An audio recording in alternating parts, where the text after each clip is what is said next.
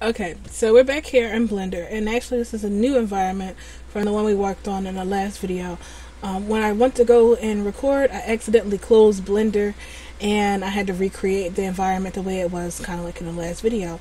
So if it does look a little bit different, everything is pretty much the same. The only change is that I found the dress loopies here, the dress skirt decoration, so now my dress actually matches what it does in World. So that'll give me a little, a better model to work with when I do my animations. So that's really the only change that happened.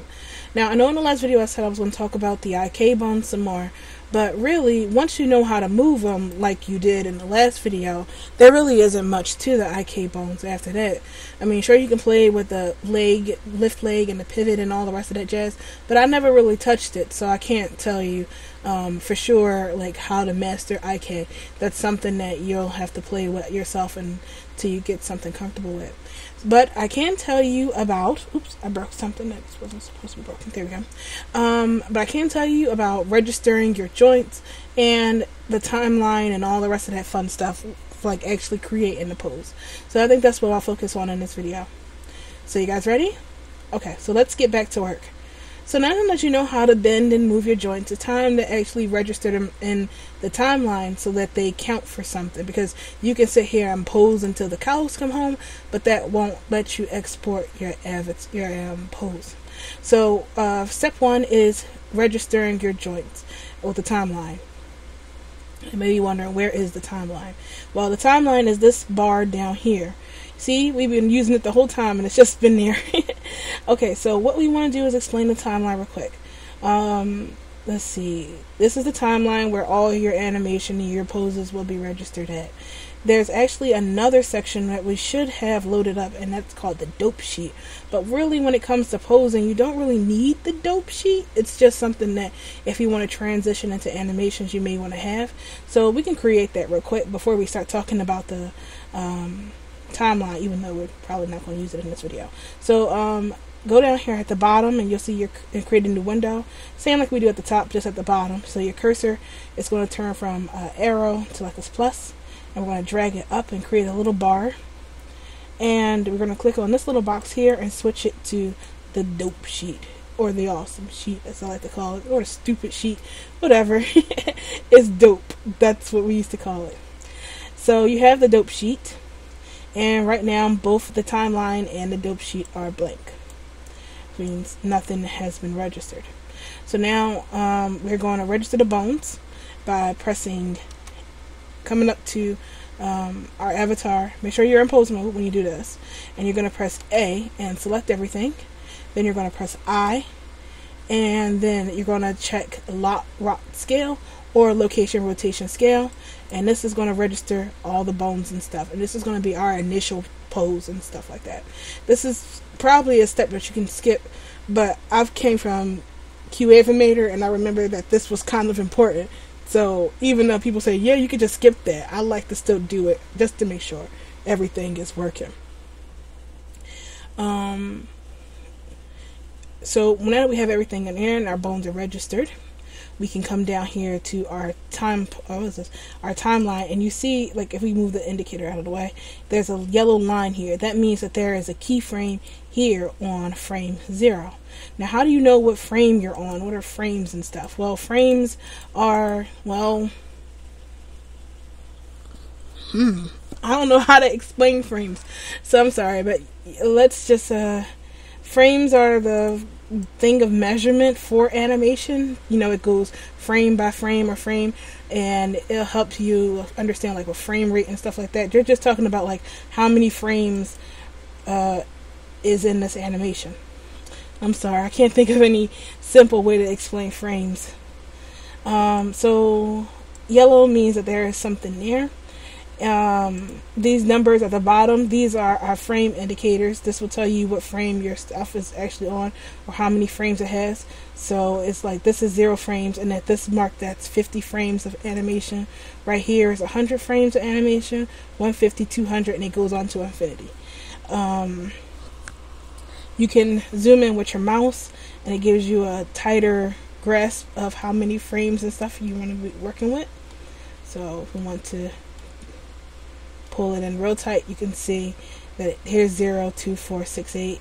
Maybe go to, there we go, 0 and all the rest of those. This is where the starting mark is, where it tells, where we tell Blender where we want the animation, what frame we want the animation to start in. This is the end frame, where we say we want the frame to stop at this frame of animation, so we can move it in as much or as long as you want. This box right here is what frame you're currently on. So as you see, we're here at frame 12 on the top. You have to change it here to frame there, and you just choose, and it helps you make sure you're on the right frame. These are the animation play buttons, the control ones. It's pretty much like any kind of VCR thing. This button plays the animation forward. This one plays the animation backwards. This lets you skip back to the previous frame. Because we don't, this one lets you skip to the next frame, but because we don't have another keyframe on here, it won't skip to anything. This skips to the last frame of the animation, like to the end, and this button skips to the beginning of the frame. Whew. So now that we understand what keyframes are and everything, we can actually get into making a pose and so for our stuff. Now, normally back in the day, they had you, which was a little discouraging from my fellow Q-Animators. Or is it Q-Animator? Let me look at that. Q-Animation. So Q-Animators. Okay, so I remember this, and I felt the same way. One of the things that deterred you from using Blender to animate was that every time you move the bones, you had to go like R and rotate each one, and then you had to press I and then do location, rotation, scale, and everything, and that was annoying as I don't know what, right? No.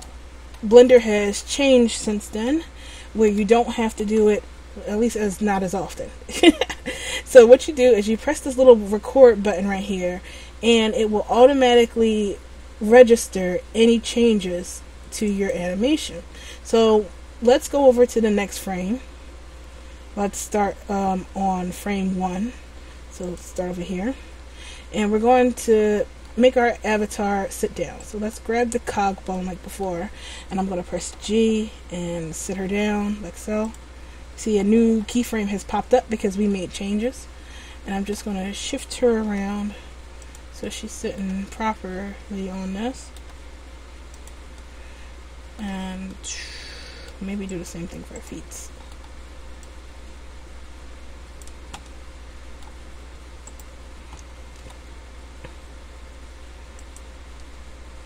I always find that sitting down is like weird. You try to get it to look as realistic as you can, but at the same time it's like, how do you sit? Once I figured out how to animate something simple, I was like, I totally forgot how to sit down. How am I sitting down right now? So we're going to press this, and we're going to get everybody here. And this is why I wanted to have my clothes on as well, because even though this is like a regular sitting pose, when I have my dress on, my hands go inside the dress, and I don't like that. So we're just going to grab her hands right here and put them up on the dress. Now what if you say you pose one hand or so, and you don't want to go through the I gotta animate this hand as well. Don't feel like that. You can actually mirror your animation from this arm to this arm if you wanted to at the same time. So what I'm going to do is grab all the bones that you want mirrored. I want the hand, and I'm going to hold down shift while you do this. So click on the hand, this arm thingy here, middle arm, upper arm, and the shoulder. And then you go to the side where it says pose, and you copy pose. Then you go back to pose mode, and you paste X mirror flip. And you see, I have my hands and stuff mirrored just the way it was. So now I don't have to go over there and try to pose the whole hand. Though I would like the skirt and stuff to look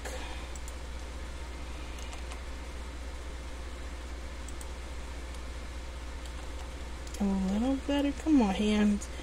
Work with me here. I always have this problem when I'm animating hands. It's always the hands, never anything else. That's because I forgot to turn off the, what are those things called? The